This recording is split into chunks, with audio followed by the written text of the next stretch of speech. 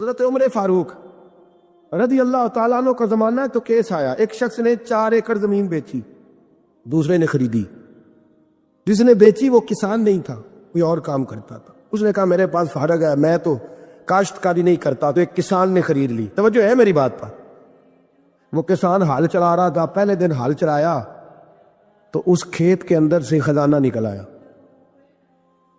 کھیت سے خزانہ کس کا ہے یہ جی؟ بھائی جی سڑک لنگ جائے نا، وہ آتا ہے اور میں دیڑی نہیں، تسی بیانہ واپس لو۔ اب تو سڑک گزر گئی، مجھے تو پتہ ہی اب چلا کہ یہاں ہاؤسنگ سوسائٹی آنے والی، میں تو نہیں دیتا ہی، رکھ لیا۔ کیا نکل آیا؟ ہیرے جواہرات چاندی لال نکل آئے۔ اب اٹھا کے نا وہ شخص نکلا ہے، وہ رکھ لیتا، سنبھال لیتا، کیا ضرورت تھی؟ ویسے بھی لوگ تو پیسے بتاتے ہی نہیں کتنے۔ اٹھا کے نا وہ خزانہ، تو جس نے بیچے تھے اس کے گھر چلا گیا، کہنے لگا میں نے زمین خریدی تھی، خزانہ نہیں خریدا تھا، تیرا ہے، تو لے لے، تیرا ہے، رکھ لے۔ وہ بھی صحابی رسول ہے، میرے نبی نے دنیا کی محبت کھینچ ڈالی ہے دلوں سے۔ وہ کیا کہنے لگے؟ کہنے لگے میں نے تو 4 ایکڑ سے بڑی مشکل جان چھڑائی ہے، تو اب پھر دولت لے کے آ گیا ہے۔ اس نے کہا یہ تیرا ہے، تو ہی رکھ، میں نے زمین بیچی تھی تو جو اس کے اندر تھا وہ سارا ہی تیرا ہے، بیچ ڈالا تھا۔ کہنے لگا نا میں نے زمین خریدی ہے، خزانہ نہیں خریدا۔ وہ کہنے لگا لا بھائی میں نے تو ہر شے بیچ دی ہے، اس میں سے پھل اگے، پھول نکلے، وہ سارے جاگ رہے آپ لوگ، آکو ہے ہی کم جاگن والا ہے، یہ ہوتا ہی نہیں۔ یہ عجیب معاملہ ہے نا جی۔ یہ فرشتے ہیں جو دنیا میں بستے تھے، یہ انسان تھے جن کو فرشتے بھی دروازے کھول کے دیکھتے تھے، یہ کیسے انسان ہے۔ اب مقدمہ حضرت عمر کے پاس آ گیا، توجہ ہے میری بات پر۔ حضرت عمر فاروق کے پاس آیا، حضرت عمر فاروق نے دونوں کی بات سنی تو جس نے بیچی تھی اس سے کہنے لگے پرانے مالک سے، چل یار تو لے لے، مجھے لگتا ہے کہ تیرے ہی ہیں، تیرے بڑوں نے دبائے ہوں گے، تو نہیں نکال سکتا، تو ہے تو وراثت تیری بنتی ہے نا، رکھ لے۔ کہنے لگا عمر آپ کیا سرائی کر رہے ہیں؟ اگر یہ بات غلط ثابت ہو گئی اور قیامت میں مجھے اس خزانے کا حساب دینا پڑا تو آپ میرے ساتھ اٹھیں گے نا، میرا بوجھ اٹھائیں گے نا؟ حضرت عمر کہنے لگے جی میں کوئی نہیں اٹھاتا، میں تیرا بوجھ۔ اب وہ جس کو بیچا تھا حضرت عمر کہنے لگے بھائی اس نے تو تجھے دے دیا تھا، اب تیرا ہے تو رکھ لے۔ کہنے لگا عمر آپ قیاس کر رہے ہیں، آپ قیاس کر رہے ہیں، اگر قیامت والے دن میں پھنس گیا تو میں آپ کا نام لے لوں اللہ کی بارگاہ میں؟ حضرت فاروق اعظم نے نا سر پکڑ لیا، فرمایا میں فیصلہ ہی نہیں کرتا، تم حضرت ابی بن کعب کے پاس جاؤ رضی اللہ ہو۔ حضرت ابی بن کعب کے پاس آئے اور آ کے ان دونوں نے کہا حضرت جی ہمارا ایک کیس الجھ گیا ہے۔ فرمایا وہ کیا؟ صحابہ وہ صحابہ تھے جن کی ہر صبح عید ہوتی تھی، خدا کا قرب حاصل تھا، نبی کی دید ہوتی تھی۔ حضرت ہمارا کیس الجھ گیا، حضرت عمر سے فیصلہ نہیں ہوا، آپ مہربانی فرمانے لگے وہ کون سا کیس ہے جو عمر فاروق سے فیصلہ نہیں ہوا؟ وہ کون سا کیس ہے؟ کہ حضرت جی یہ معاملہ ہے، توجہ ہے میری بات پر، یہ والا معاملہ ہے کہ اس نے بیچی ہے جگہ، میں نے خریدی ہے، اب خزانہ نکل آیا، میں کہتا ہوں تیرا ہے، یہ کہتا ہے نہیں تیرا، میرا میری نہیں۔ جی یہ کون سا دور ہے؟ بولے نا وہ کون سا دور تھا؟ خیر الناس من ینفع الناس، لوگوں میں بہتر وہ جو لوگوں کے لیے نفع بخش۔ یہ کہتا ہے خزانہ تیرا ہے، میں کہتا ہوں نہیں، تو کون سا دور ہو گیا؟ تیرا تیری کا۔ حضرت سیدنا ابی بن کعب رضی اللہ تعالیٰ عنہ نے سر جھکا لیا، کہنے لگے میں فیصلہ کیا کروں، میں بہت بڑا قاضی ہوں پر یہاں میں بھی الجھ گیا ہوں، اب فیصلہ سنو، خوبصورت فیصلہ۔ حضرت ابی بن کعب اس سے پوچھتے ہیں بیچنے والے سے تیرے بچے کتنے؟ کہنے لگا جوان بیٹا ہے۔ خریدنے والے سے کہتے ہیں تیرے کتنے بچے ہیں؟ اس نے کہا جوان بیٹی ہے۔ کہنے لگا میں ان دونوں کا نکاح کر کے سارا سامان انہیں جہیز میں دے دیتا ہوں، ان کا نکاح کر کے سارا کچھ انہیں جہیز میں دے دیتا ہوں، تیرے گھر بھی آ جائے گا، تیرے گھر بھی۔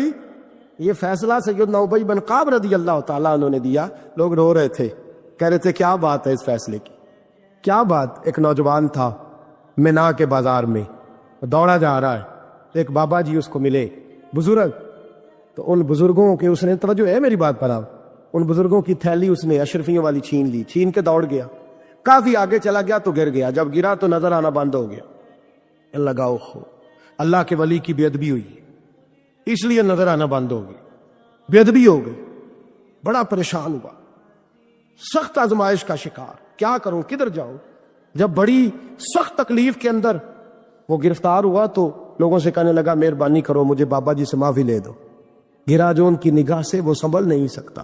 اللہ والوں کی بے ادبی اللہ کو بڑی ناپسند ہے، اللہ والوں کی بے ادبی اللہ کو بڑی ناپسند ہے، اس سے ضرور بچے۔ اللہ تعالیٰ ہمیں بچنے کی توفیق عطا فرما۔ پکڑ کے بابا جی کے پاس لائے، بابا جی معاف کر دیں، آپ کی وجہ سے آنکھیں چلیں گی۔ بابا جی کہنے لگے نہیں، میں نے تو بد دعا دی نہیں۔ تو وہ کیسے؟ کہنے لگے میرے ساتھ جب کوئی مسلمان زیادتی کرتا تو میں فوراً ہی معاف کر دیتا۔ کہا جی میرے لیے دعا کر دیں۔ دعا کی، بابا جی کی آنکھیں ٹھیک، بابا جی نے دعا کی، نوجوان کی آنکھیں صحیح ہو گئی۔ لوگ چلے گئے تو وہ نوجوان قریب بیٹھ گیا، کہنے لگا بزرگوں آپ نے جو کہا میں نے مان لیا، پر ایک بات میری سمجھ میں نہیں آئی۔ کہا وہ کیا؟ کہا آپ کہتے ہیں میرے ساتھ کوئی مسلمان بھی زیادتی کرتا میں فوراً معاف کر دیتا ہوں۔ فوراً تو معافی دی جاتی نہیں، دی جا سکتی نہیں، تھوڑی دیر تو بندے کے دل کو تکلیف رہتی ہے۔ آپ نے جو نہیں نا، بعد لوگ بریکی میں جاتے ہیں نا بہت سارے، کہا جناب بندے کے دل میں تھوڑی دیر تو تکلیف، ایک کو لڑائی ہو جائے تو کہتے ہیں ابھی نہیں میں نے جانا، ذرا بات ٹھنڈی ہو جائے گی تو پھر، ابھی تو بڑی چوٹیں لگی ہیں، بڑا مسئلہ بنا ہے۔ یہ شعوری طور پہ لوگ ایسا کرتے ہیں۔ کہا فوراً کیسے آپ نے معاف کر دیا؟ کہا فوراً کیسے معاف کر دیا؟ تو بابا جی کہنے لگے مجھے اپنے نبی سے پیار ہی بڑا ہے صلی اللہ علیہ، ہم عشق کے بندے ہیں، کیوں بات بڑھائی ہے، محبت بڑی ہے رسول رحمت سے، پر میں کیا بات ہے۔ بابا جی کہنے لگے میں نے حضور کی ایک حدیث پڑھ لی ہے، اب جو مسلمان بھی زیادتی کرتا ہے میں فوراً معاف کر دیتا ہوں۔ اب وہ کیا حدیث سنے میرے دوستو، اور بزرگوں کی سوچ دیکھیں کہاں تک جاتی ہے۔ اور بزرگ کہنے لگے اللہ کے رسول صلی اللہ علیہ وسلم نے فرمایا ہے کہ جب تک میرے سارے امتی جنت میں نہیں جائیں گے میں بھی نہیں جاؤں گا، جب تک سارے نہیں جائیں گے میں بھی۔ تو بابا جی کہنے لگے دیکھنا تیرا میرا جھگڑا ہے، اگر یہ جھگڑا حضور کے پاس جائے گا، اللہ کی بارگاہ میں جائے گا، پھر اس کا فیصلہ ہوگا، پھر یہ مقدمہ لڑے گا، پھر یہ کیس چلے گا، جب فیصلہ ہوگا تب تک میرے رسول پاک جنت میں نہیں جائیں گے، بیٹھے رہیں گے، تو میں اپنے نبی کو تکلیف تو نہیں نہ دے سکتا، میں اپنے رسول کو بٹھائے رکھنے کی آزمائش تو نہیں نہ دے سکتا، لہذا جو مسلمان بھی زیادتی کرتے میں فوراً ہی معاف کر دیتا ہوں تاکہ میرے محبوب کو کوئی تکلیف، میں تیرے اور اپنے بارے میں سوچ نہیں رکھتا، میری سوچ تو ہر وقت ذات رسالت پہ لگی رہتی ہے، میرا ذہن تو ہر وقت میرے محبوب کی طرف لگا رہتا ہے، ہر وقت میں حضور کے بارے میں ہی سوچتا رہتا ہوں۔ ملی سوچ اپنائیں، قومی سوچ اپنائیں، زندگی میں وہ والے کام کریں جس سے قوم کو نفع حاصل ہو، ملت کا جس میں فائدہ ہو، کچھ ایسا کر جائے زندگی میں جس سے لوگ نفع اٹھاتے رہے۔ محمود غزنوی گزر رہا تھا، ایک بابا جی بڑھاپے میں ہاتھ کانپ رہے ہیں تو ایک پودا لگا رہے تھے، تو محمود غزنوی کو بڑا پسند آیا، کہا بابے کو میرے پاس تو بلاؤ، بلایا تو کہا بابا تیری عمر اب ہاتھ کانپتے ہیں، سر کانپتا ہے، رات شاہ تاری ہے، تو نہ پھل کھا سکے گا نہ چھاؤں میں بیٹھ سکے گا، تو بابا جی آپ یہ کیوں کر رہے ہیں؟ بابا جی کہنے لگے چلو میں نہیں پھل کھاؤں گا، میرے پوتے تو کھائیں گے نا۔ بچے محمود کو بات بڑی پسند آئی، اس نے بابا جی کو ایک اشرفیوں کی تھیلی انعام میں دے دی، کہا تیری سوچ بڑی قومی ہے، بڑی ہے۔ تو بابا جی مسکرا کے کہنے لگے بادشاہ تو ابھی کہہ رہا تھا کہ نہ تو پھل کھائے گا نہ چھاؤں میں بیٹھے گا، اللہ نے مجھے پھل بھی دے دیا ہے، چھاؤں بھی دے دی ہے، ابھی دیکھے نا، ابھی میں نے کام کیا نہیں تو اللہ نے سارا کچھ پہلے دے دیا ہے۔ بادشاہ اور راضی ہوا، اس نے ایک تھیلی اور دی، تو بابا جی مسکرا کے کہنے لگے دیکھ میرے اخلاص میں اللہ نے کتنا فضل کیا ہے، لوگوں کے باغ میں سال میں ایک دفعہ پھل لگتا ہے، میرے باغ میں 2 دفعہ لگ گیا ہے۔ تو خیر خائی کا ذہن بنا، لوگوں کے بارے میں سوچ، قومی اور ملی ذہن بنا، بڑا ذہن بنا، بڑی سوچ بنا، وہ والا کام کر جس سے زیادہ لوگوں کو فائدہ ہو، زیادہ لوگوں کا نفع ہو، وہ والا کام کر، قومی ملی ملت اسلامیہ کی سوچ بنا، عالم اسلام کی بات کر، مسلمان کا بھلا کر، اپنے وطن کا بھلا کر، اپنی ملت کے بارے میں سوچ۔ جب تو یہ کام کرے گا تو اللہ تجھے وسائل بھی بڑے ہی عطا فرمائے گا، اللہ تبارک و تعالیٰ تیرے لیے رحمتوں کے دروازے بھی زیادہ ہی کھولے گا۔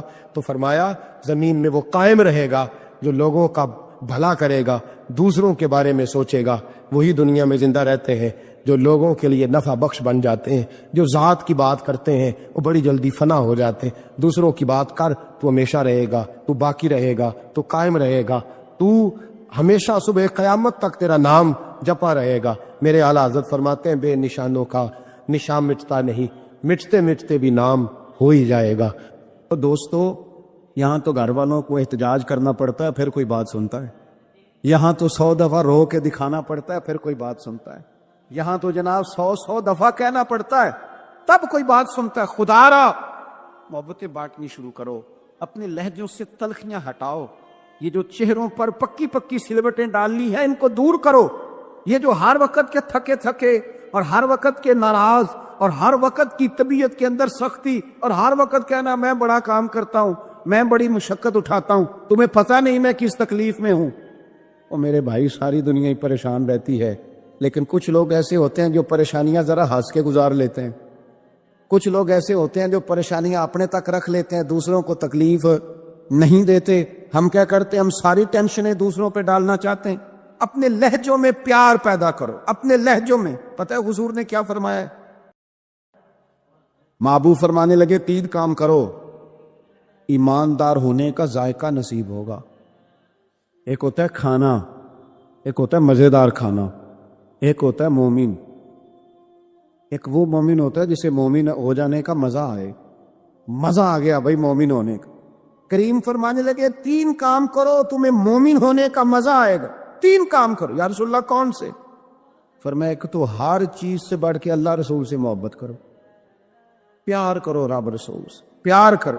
یہاں حضور نے یہ نہیں فرمایا نماز پڑھو، یہ نہیں فرمایا روزہ رکھو، یہ نہیں فرمایا حج کرو، خیرات کرو۔ وہ کام بھی اپنی جگہ پہ بڑے ضروری ہیں، وہ بھی فرض عین ہیں، ان کے بغیر بھی 1 منٹ کے لیے گزارا نہیں۔ لیکن فرمایا اگر ان چیزوں کا مزہ لینا ہے نا، ادھر دیکھیے میری طرف، اگر ان چیزوں کا مزہ لینا ہے نا، کہ نماز مزیدار ہو جائے، روزہ مزیدار ہو جائے، سخاوت مزیدار ہو جائے، حج مزیدار ہو جائے، فرمایا اگر چاہتے ہو مومن ہونے کا مزہ آئے تو ہر چیز سے بڑھ کے اللہ رسول سے محبت کرو۔ یہ بخاری مسلم دونوں میں موجود ہے۔ اور فرمایا دوسرا کام یہ کرو کہ جس سے بھی محبت کرو نا، اللہ رسول کے لیے کرو۔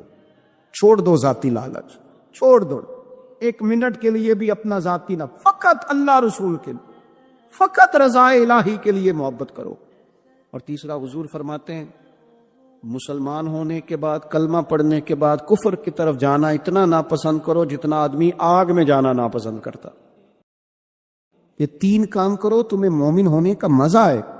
اگر کبھی پیار والا لہجہ بنا لیں، اگر کبھی تلخی چھوڑ دیں، اگر کبھی اپنے مزاج سے وہ ساری چیزیں دور کر دیں اور ہم رب رسول سے صحیح والا پیار کریں، تو آپ یقین کریں پھر بندہ قرآن پاک شروع کرتا ہے تو اس کا تلاوت چھوڑنے کو دل نہیں کرتا۔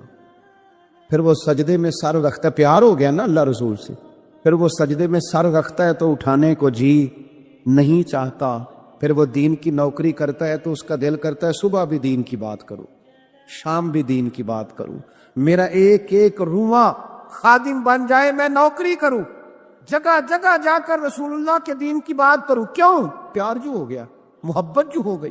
جب آپ کے لب و لہجے میں پیار سرائیت کر جائے، آپ کو پتہ ہے پھر اس محبت کو آگے بڑھانے کا کہا گیا ہے۔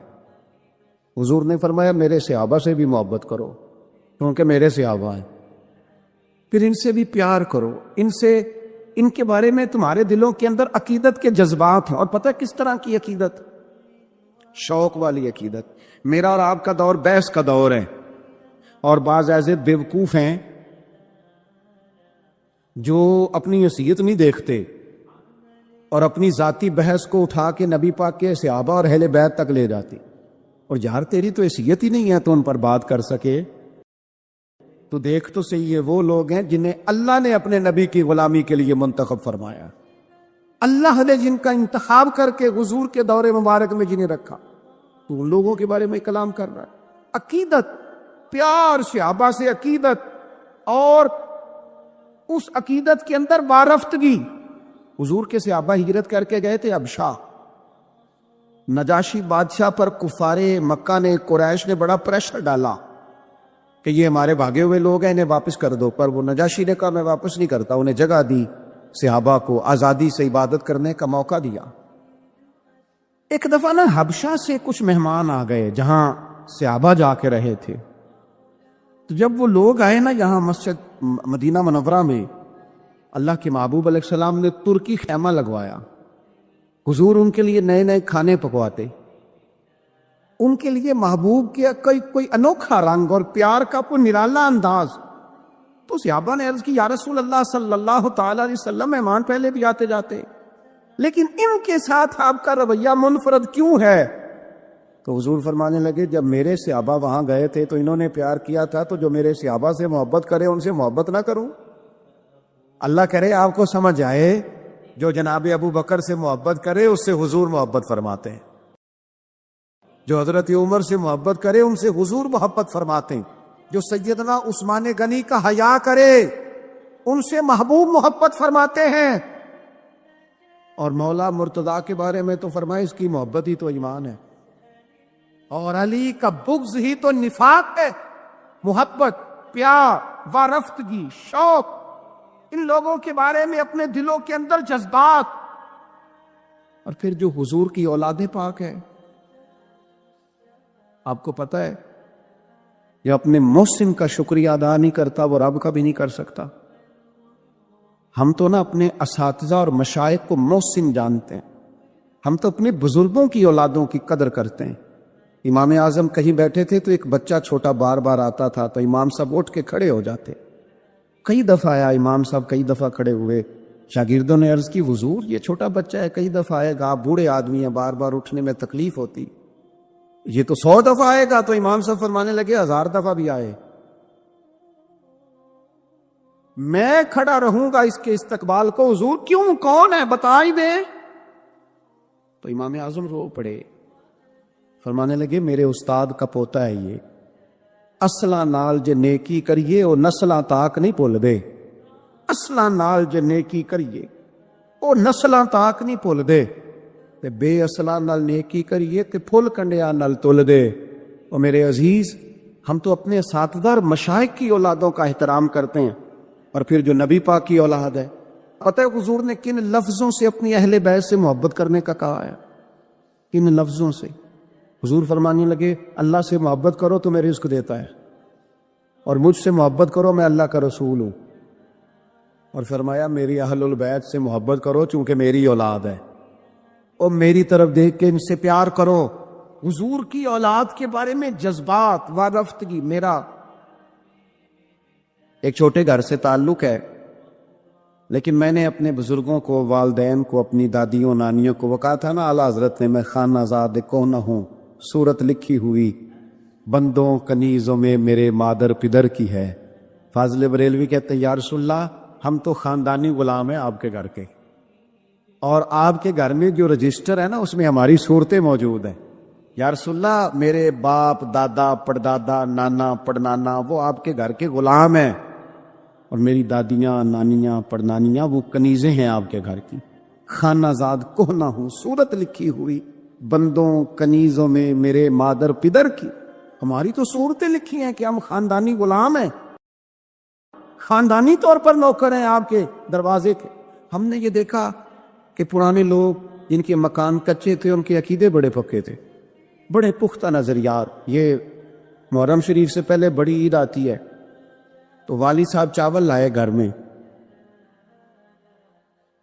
تو وہ چاول بڑے اچھے پکے، تو آپ کو پتہ ہے یہ گھر میں جو سامان آتا ہے یہ عورتیں پاس کرتی ہیں کہ صحیح آیا کہ نہیں آیا۔ تو وہ چاول پکائے تو اماں جی کہنے لگی یہ چاول جو آپ اب کے لائے ہیں یہ بڑے اچھے ہیں، خوشبو بھی بڑی اچھی ہے، پکنے میں بھی بڑے اچھے ہیں، بڑے عالی شان ہیں، یہ بڑے ٹھیک ہیں چاول۔ کہا چلو ٹھیک ہے، اگر یہ پاس ہو گئے تو وہ دو تین توڑے چاولوں کے آ گئے۔ کچھ دنوں کے بعد گھر میں دوبارہ چاول پکے تو ابا جی کہنے لگے وہ چاول کتنے نہیں جڑے میں ادن آندے سن، جنہاں دیاں بڑیاں تعریفاں ہو رہی سن۔ سادے لوگ، کم پڑھے لکھے، لیکن وارفتگی، شوق اور عقیدتیں اتنی انوکھی۔ والدہ صاحبہ کہنے لگی وہ چول بڑے سوادی سن، میں رکھ چھڑے نے 10 محرم امام حسین دی نیاز پکاواں گے۔ ایسا نہیں ہے کہ وہ چلو جو چیز بھی مل گئی، حضور کی اولاد پاک کے نام پہ کچھ دینا ہے نا، تو کہا جو زیادہ اچھے ہیں نا، جو زیادہ صحیح پکے تھے، یہ نہیں فرمایا وہ میرے بچے کھائیں گے ان کو دینے ہیں، فرمایا نہیں وہ حضور کی اولاد پاک کے نام پر اصالِ ثواب کے لیے پکائی۔ وہ دوستو یہ شوق جب طبیعتوں میں ہوتا ہے، یہ ذوق جو ہمارے بڑے بوڑھوں نے ہمیں دیا، خدا را نکل آؤ آج کے دور کے کیمروں کے اندر سے باہر نکلو، لہجوں کو پیار والا کرو، تھوڑی دیر کے لیے انا کو قربان کرو، نکل آؤ ان ساری چیزوں سے۔ وہ جو خود سے اپنے اپنے پروٹوکول بنا لی ہیں ان سے باہر آؤ، لہجہ محبت والا، بولنا محبت والا، آنا جانا محبت والا، کوئی کسی پر ہمارا وجود بوجھ نہ بنے، ہم کبھی کسی کو تکلیف نہ دیں، ہمارے انداز سے کبھی کوئی لوگ، بڑا خطرناک ہوتا ہے وہ بندہ جو کسی کو اتنا ستائے کہ وہ آدمی کہے یار تو نے بڑی تکلیف دی ہے، میں تیرا کچھ نہیں کر سکتا، میں رب کی بارگاہ میں تیری شکایت کروں گا. یہ بڑا خطرناک مسئلہ ہوتا ہے. ہم بعضوں کا سمجھتے ہیں سامنے والے نے نظر جھکائی، بول نہیں سکا، وہ تیری نفرت کا شکار تو ہوا ہے. پر یاد رکھنا جب مظلوم کی آہ نکلتی ہے تو آسمان کے دروازے سارے کھل جاتے ہیں. نفرتوں کو فروغ نہ دو. اور پھر ایک تو خود لہجہ نہیں ہوتا پیار کا، ایک دوسروں کو بھی جب بھی سبق پڑھاتے ہیں نا نفرت کا ہی پڑھاتے ہیں. بعض لوگ اللہ ماشا کوتاہیاں بیان کرتے ہیں. یہ جو میاں بیوی کے درمیان لڑائی ڈالتے ہیں، ان لوگوں کو پتہ ہے کہ وہ تو بات کر کے چھوٹا سا جملہ کہہ کے رخصت ہو گئے اور انہوں نے 24 گھنٹے اکٹھے رہنا تھا. ان کی زندگی کو دوزخ بنا دیے.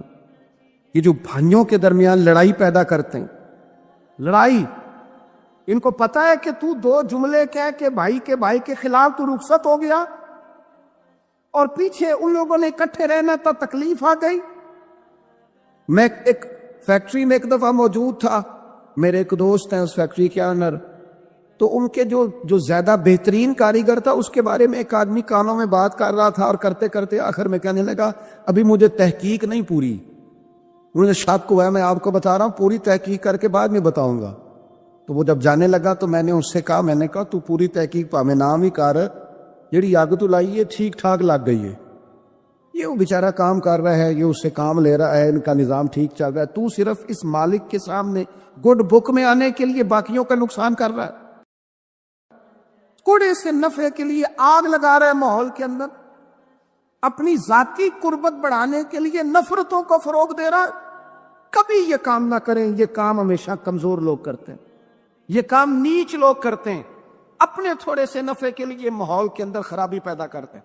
خدا را فروغ محبت، بخاری شریف میں حدیث ہے، پر یہ ان حدیث کا ذرا انداز تو دیکھیں کتنا انوکھا ہے. حضرت انس بن مالک رضی اللہ تعالیٰ عنہ فرماتے ہیں ایک شخص نے آ کے حضور سے پوچھا قیامت کب آئے گی؟ کریم فرمانے لگے تو اپنی تیاری بتا قیامت کے لیے. اس کی تیاری سنو، تیاری سنو، ساری عمر دی کمائی سنو، تیری تیاری کیا ہے؟ کہنے لگا حضور نہ زیادہ نفلی نمازیں پڑھی ہیں، نہ زیادہ نفلی روزے رکھے. پھر تیاری کیا ہے؟ کہنے لگا حضور میری تیاری یہ ہے کہ اللہ سے بھی پیار کرتا ہوں، رسول اللہ سے بھی پیار کرتا ہوں. میری تیاری محبت ہے، میری تیاری عشق ہے، میری تیاری وفا ہے، میری تیاری تیرا شوق ہے، میری تیاری تیری یاد میں تڑپنا ہے، میری تیاری صبح و شام تیرا ذکر کرنا. یا رسول اللہ، اللہ سے بھی محبت، رسول اللہ سے بھی محبت. حضور نے ہر عبادت کا ثواب بیان کیا. اس نے جب محبت کی بات کی تو یہاں والا کیا ثواب بیان کیا؟ تیری تیاری کی ہے کیا ہے آخرت کے لیے؟ اس نے کہا اللہ رسول سے محبت کرتا ہوں. تو حضور فرمانے لگے سن پھر قیامت میں ہر بندہ اسی کے ساتھ ہوگا جس سے وہ محبت کرتا ہے، یعنی عبادات پر ثواب ملے گا اور محبت رسول پر رب رسول کا قرب نصیب ہوگا، قرب مصطفیٰ ملے گا محبت پر. یہ بخاری ہے. حضرت انس بن مالک کہتے ہیں بندہ میں چلا گیا اور خوش گیا، موقع بڑا اچھا تھا، میں نے فوراً بات کر دی. میں نے کہا یا رسول اللہ صلی اللہ علیہ وسلم، جو جس سے محبت کرے گا اسی کے ساتھ ہوگا. میں اللہ سے بھی محبت کرتا ہوں، رسول اللہ سے بھی محبت کرتا ہوں، ابو بکر صدیق سے بھی کرتا ہوں.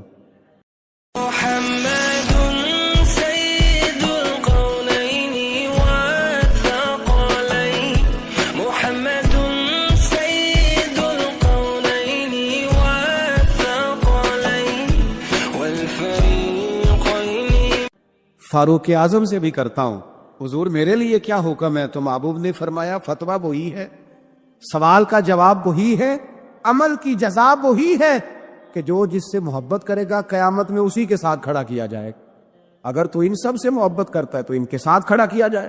حضرت ابو ذر غفاری رضی اللہ تعالیٰ عنہ نے یہاں تک سوال پوچھا، ترغیب و ترہیب میں موجود ہے، کہ یا رسول اللہ کوئی بندہ کسی قوم سے پیار کرے پر ان جیسے اعمال نہ کر سکے، محبت میں خالص ہے، محبت میں مخلص ہے، محبت اس کی بالکل صاف ستھری ہے، اللہ کی رضا کے لیے محبت کرے پر ان جیسے عمل نہ کر سکے تو اسے کیا ملے گا؟ تو حضور فرمانے لگے محبت خالص کرے، اللہ قیامت کے دن دونوں محبت کرنے والوں کو اکٹھا فرما دے گا. او میرے دوستو، محبت ہی کا تو سارا تانا بانا ہے. محبت ہی پر تو سارا فیض ہے، محبت ہی پر تو کرم ہے، محبت ہی پر تو۔ حضور کے ساتھ ایک شخص بیٹھا تھا، سامنے سے ایک شخص گزرا، اس نے کہا یا رسول اللہ یہ بندہ مجھے بڑا اچھا لگتا ہے، میرے دل میں اس کے لیے بڑی قدر ہے، میں اس سے بڑی محبت کرتا ہوں۔ تو حضور فرمانے لگے اٹھ کے جاؤ اسے بتا کے آ، اسے بتا۔ اور مشکات میں یہ لفظ موجود ہے، جس سے محبت کرو اسے بتاؤ تاکہ وہ بھی تم سے محبت کرے۔ کیا مطلب؟ وہ بھی محبت کرے تو بھی محبت کر، محبت ہی محبت ہو جائے دنیا میں، پیار ہی پیار ہو جائے، لہجوں کے اندر شائستگی آ جائے، ہر طرف موسم بہار کا ہو، ہر طرف بات خوشبو کی پھیلے، تلخیاں چھوڑ دیں، ناراضگیاں چھوڑ دیں۔ آج کل نا ہم ساری ناراض ہیں، کسی سے پوچھ لیں تو 2-4 بندوں سے ضرور ناراض ہے۔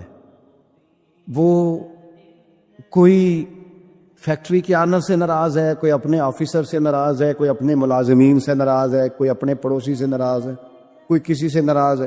لہجوں میں ناراضگی آ گئی، جب بھی بات کرتے ہیں کوئی تلخ تلخ سی۔ اس کا نتیجہ یہ نکلتا ہے کہ ملکی لیول پر بھی جب سوال پوچھا جاتا ہے نا تو بندے گڑبڑ۔ میں کہیں جا رہا تھا سفر پہ، تو بڑی جلدی تھی مجھے، ایک صاحب آ گئے اور وہ کوئی بات کرنا چاہ رہے تھے، تو مجھے کہنے لگے حالات آج کل کیسے ہیں؟ میں نے کہا بالکل ٹھیک ہیں۔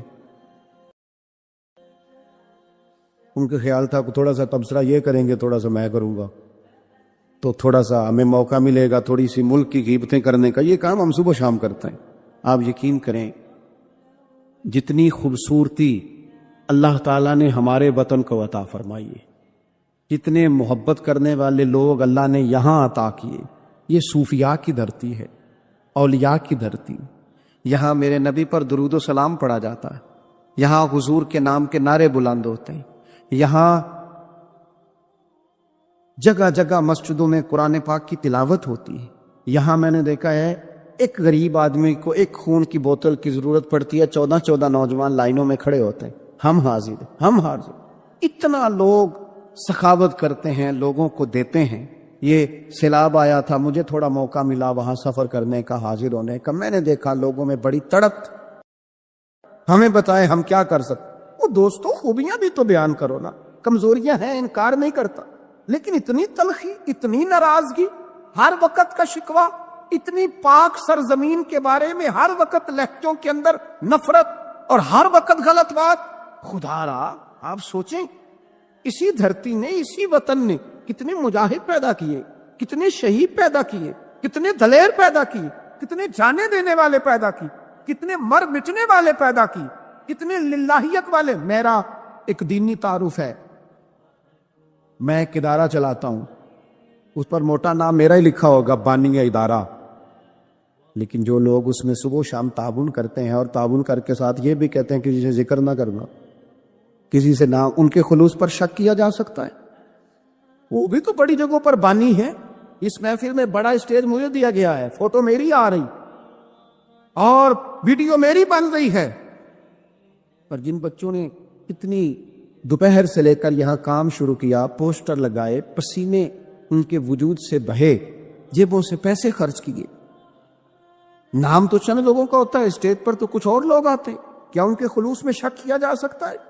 ان کے دلوں میں محبت کے جذبات موجزن تھے، تو یہ سارا کام کیا۔ خدا را تھوڑا تھوڑا نا نفرتوں کو بھولیں، تھوڑا تھوڑا مزاجوں میں محبت لائیں، تھوڑا تھوڑا مسکرانا شروع کریں، تھوڑا سا اپنی زندگی میں اچھائیوں کو سوچنا شروع کریں، تھوڑا سا مثبت ہو جائیں، تھوڑا سا نا تھوڑی سی مہربانی کریں، تھوڑا سا غور کریں۔ کسی شخص نے حضرت عمر سے کہا تھا، اپنی بیوی کی شکایت کی تھی، تو آپ فرمانے لگے خدا کے بندے، تیرا گھر سنبھالتی ہے، تیرے بچوں کو پالتی ہے، تو گھر نہیں ہوتا تیری عزت کی محافظ بنتی ہے، چل اگر کچھ غلطیاں کرتی ہیں تو بھی اللہ کی رضا کے لیے معاف کرنا، تو بھی تھوڑا درگزر کا لہجہ اختیار کر۔ حضرت ابو مسعود انصاری رضی اللہ تعالیٰ عنہ اپنے غلام کو مار رہے تھے، اچانک محبوب آ گئے، حضور نے فرمایا کیوں سختی کر رہا ہے؟ یا رسول اللہ بڑا ہی معاف کرتا ہوں، بڑا ہی معاف کرتا ہوں، آخر کتنا کو کروں؟ تو حضور فرمانے لگے گن کے اگر کرنا ہے تو میرے کہنے پہ 70 دفعہ تو کرنا دن میں۔ اور ایک صحابی سے حضور نے یوں بھی فرمایا پتہ ہے تیرا رب تجھے کتنا معاف کرتا ہے؟ پتہ ہے رب تجھے کتنا معاف کرتا ہے؟ تو اللہ کے بندوں کو معاف کرنے کو تیار نہیں، اپنی طبیعت سے، اپنے مزاج سے نفرت کو نکال پھینکے، اپنے لب و لہجے میں نا محبت لائیں. آپ یقین کریں محبت ہو جائے نا, محبت ہو جائے تو وہ اس طرح کا روپ دھار لیتی ہے کہ کچھ چیزیں نا, وہ کچھ لوگ ایسے ہوتے ہیں جو مانگ کے لیتے ہیں کچھ چیزیں, اور کچھ کا لہجہ اتنا شاندار ہوتا ہے, وفادار اتنے ہوتے ہیں, پیار اتنا کرتے ہیں, انہیں مانگنا پڑتا ہی نہیں, وہ خود بخود سارا کچھ قربان کرنے کو دل کرتا ہے. انداز ایسا انوکھا ہوتا ہے.